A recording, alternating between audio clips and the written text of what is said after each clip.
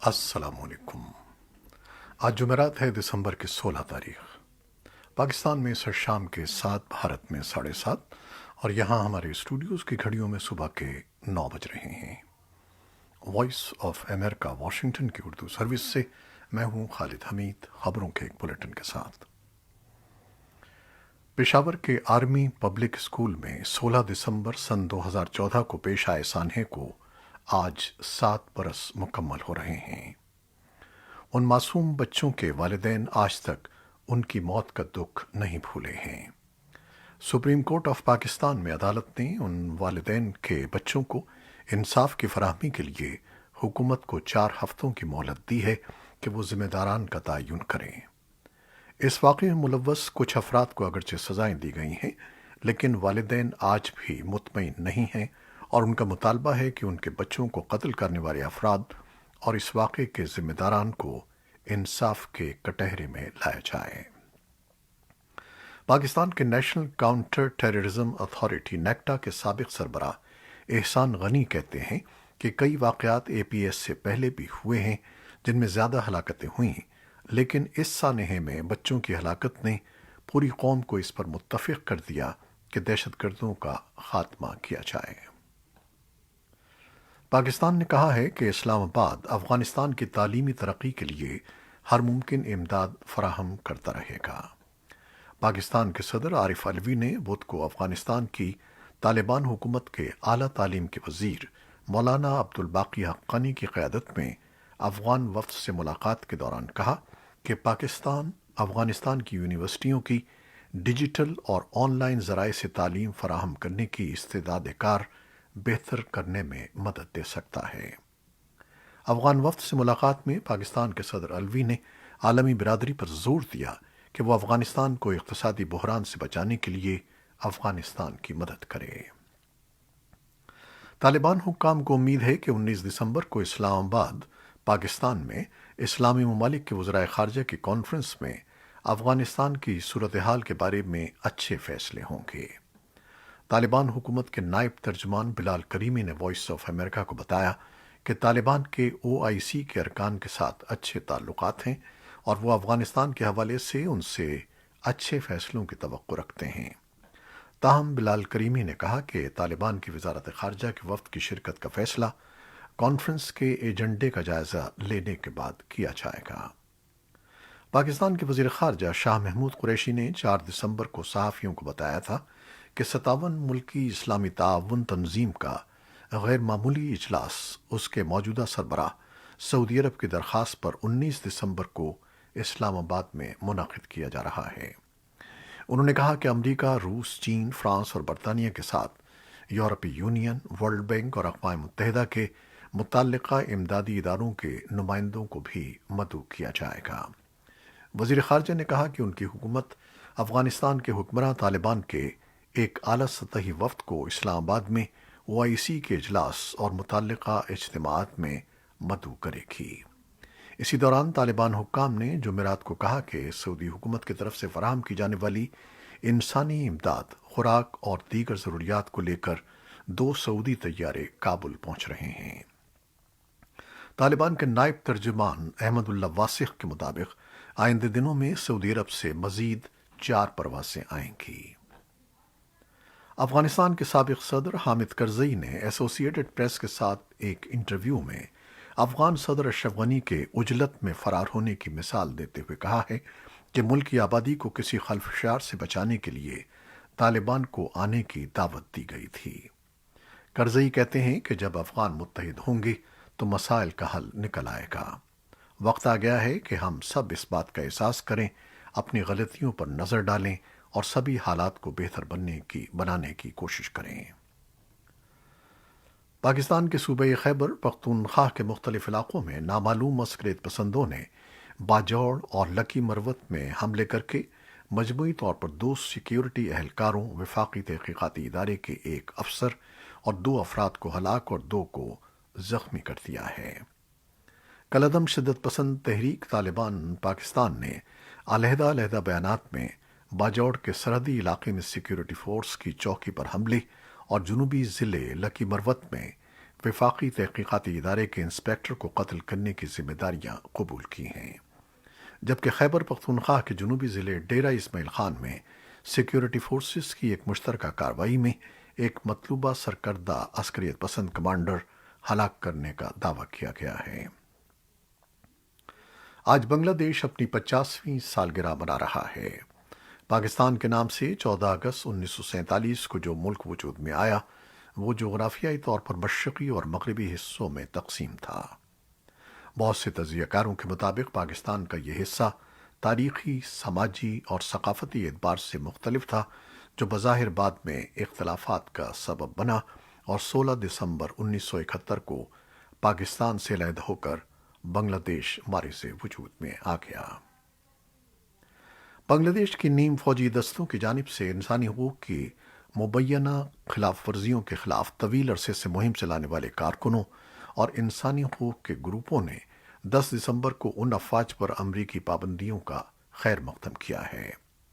अमरीकी कार्रवाई में चीन, म्यांमार, शिमाली कोरिया और रूस समेत मुतादिद ममालिक में दर्जनों साबिक और मौजूदा सरकारी एहलकारों और इदारों पर पाबंदियां और वीज़ा पाबंदियां आयद की गई थीं और बैनुल अक़वामी इंसानी हकूक़ के दिन की तकरीब के हिस्से के तौर पर बांग्लादेश की रैपिड एक्शन बटालियन भी उसका हदफ थी।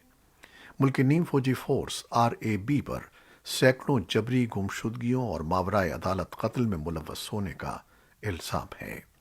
इन पाबंदियों में मुल्क के कौमी पुलिस सरबराह भी शामिल हैं। बांग्लादेश के वज़ीर दाखिला असदुज़्ज़मा खान कमाल ने कहा कि पाबंदियां मुबालगा आमेज़ मालूमात की वजह से लगाई गई हैं, लेकिन आलमी हकूक़ के कई ग्रुपों का कहना है कि इस फोर्स के खिलाफ अमरीकी कार्रवाई जायज़ है।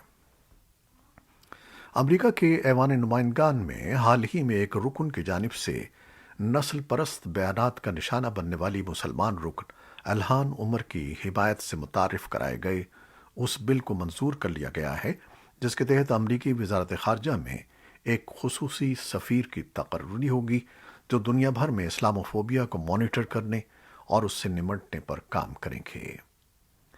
डेमोक्रेटिक मेंबर जेम्स मैकगॉन ने, जो कि ऐवान की रूल्स कमेटी के चेयरमैन हैं, मंगल को इस बिल पर बहस का आगाज करते हुए कहा कि दुनिया भर में और अमरीका में मुसलमानों के खिलाफ पाए जाने वाले जज्बात में एक सर्वे के मुताबिक इजाफा हुआ है और इस बात की ज़रूरत है कि अमरीका की तरफ से इस मामले पर एक जानदार जवाब दिया जाए।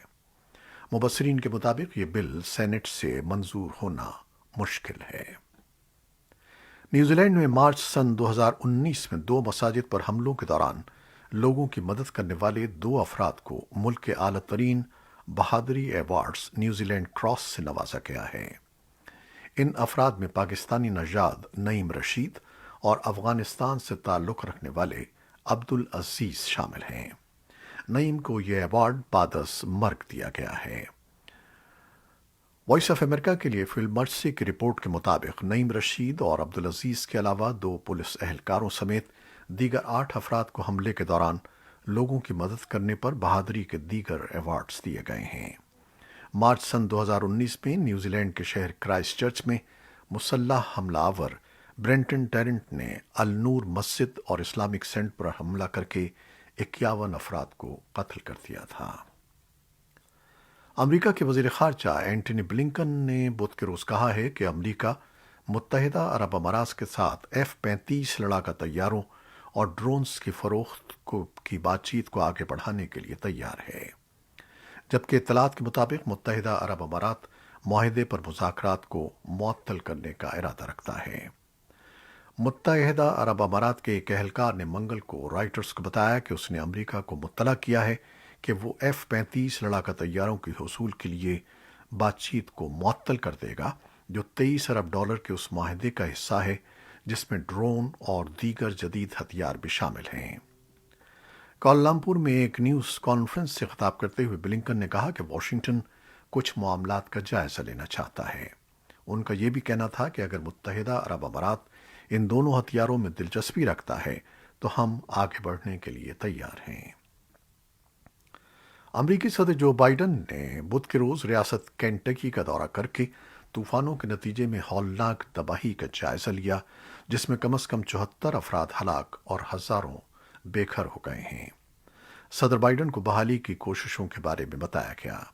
صدر نے 2 قصبوں مے فیلڈ اور ڈاسن اسپرنگز کے اوپر پرواز کرتے ہوئے تباہی کا جائزہ لیا اور پھر بچ جانے والوں کے ساتھ ہمدردی کے لیے ملبے سے بھری سڑکوں پر پیدل چلے۔ صدر نے کمیونٹیز کی تعمیر نو میں مدد کے لیے فوری وفاقی فنڈنگ کا وعدہ کیا۔ اقوام متحدہ کے جوہری امور کے نگراں ادارے کے سربراہ نے منگل کے روز کہا کہ ایران میں ان کے انسپیکٹروں کو پابندیوں کا سامنا ہے، جس کی وجہ سے وہ دنیا کو ایک ایسے وقت میں اس کی جوہری سرگرمیوں کی حقیقی تصویر کے بجائے بہت دھندلی تصویر ہی پیش کر سکتے ہیں، جب وہ یورینیم کو جوہری ہتھیار تیار کرنے کی سطح تک افزودہ کرنے کے بہت قریب پہنچ چکا ہے۔ ایسوسی ایٹڈ پریس کے ساتھ ایک تفصیلی انٹرویو میں رافیل ماریانو گروسی نے کہا کہ وہ ایران کو یہ بتانا چاہتے ہیں کہ اگر وہ قوموں کی برادری میں ایک قابل احترام ملک کے طور پر رہنا چاہتا ہے تو اسے بین الاقوامی جوہری توانائی ایجنسی کے ساتھ تعاون کرنا ہوگا۔ روس کے صدر ولادیمیر پوٹن اور چین کے صدر شی جن پنگ نے بدھ کے روز ویڈیو لنک کے ذریعے بات کرتے ہوئے مغرب کی جانب سے مداخلات کو مسترد کر دیا اور ایک دوسرے کے سیکیورٹی مفادات کا باہمی طور پر دفاع کرنے کے عزم کا اظہار کیا۔ صدر پوٹن نے 8 دن قبل امریکی صدر بائیڈن سے بھی ویڈیو لنک کے ذریعے بات کی تھی۔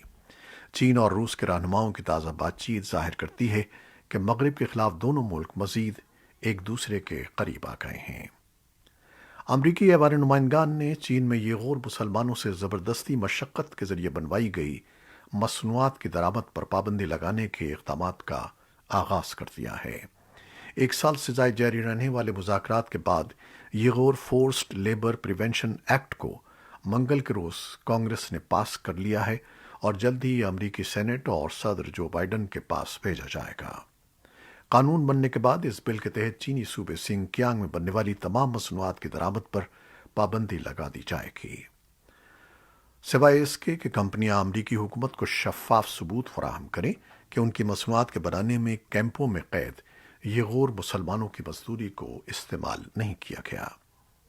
بیجنگ ان کیمپوں کو تعلیم نو کے مراکز کہتا ہے جن کا مقصد دہشت گردی سے نمٹنا ہے۔ وائٹ ہاؤس کی کووڈ-19 ریسپانس ٹیم نے بدھ کو کہا کہ ابتدائی اعداد و شمار سے پتہ چلتا ہے کہ کرونا وائرس کی مختلف شکل اومیکرون امریکہ میں پھیل رہی ہے، لیکن ویکسین بوسٹر اس کی روک تھام میں مؤثر نظر آتی ہے۔ سی ڈی سی کے ڈائریکٹر روشیل والنسکی نے کہا کہ یہ قسم 36 امریکی ریاستوں میں پائی گئی ہے اور امریکہ کے تمام کورونا کیسز کا 3% ہے۔ اسرائیلی حکومت نے بدھ کے روز کہا کہ وہ اقوام متحدہ کے حمایت یافتہ کوویکس پروگرام کو کورونا وائرس ویکسین کی 10 لاکھ خوراکیں عطیہ کر رہی ہے۔ وزارت خارجہ نے کہا کہ آسٹرازینیکا ویکسینز آنے والے ہفتوں میں منتقل کر دی جائیں گی۔ ہیلڈوسا ایوییشن گروپ کا کہنا ہے کہ اس کا ایک چھوٹا طیارہ ڈومینیکن ریپبلک میں فلوریڈا کے لیے پرواز شروع کرنے کے چند ہی منٹ بعد لینڈ کرنے کی کوشش کے دوران گر تباہ ہو گیا، جس میں پورٹوریکن میوزک پروڈیوسر ہوزے اینجل ہرنینڈز سمیت تمام 9 افراد ہلاک ہو گئے۔ کمپنی نے اس بارے میں کوئی تفصیلات نہیں بتائی ہیں۔ حادثے کے بعد ایئرپورٹ آپریشن بند کر دیا گیا اور سینکڑوں پروازیں منسوخ کر دی گئیں۔ یہ تھیں وہ خبریں جو فیس بک لائیو پر ہم نے آپ کے لیے پیش کی۔ ہماری ویب سائٹ، یوٹیوب اور پوڈ کاسٹ پر یہ بلیٹن آپ کے لیے پوسٹ کر دیا جاتا ہے۔ ہمارے اس بلیٹن کو شیئر کرنا نہ بھولیے گا۔ خالد حمید اب اجازت چاہتا ہے۔ اللہ حافظ۔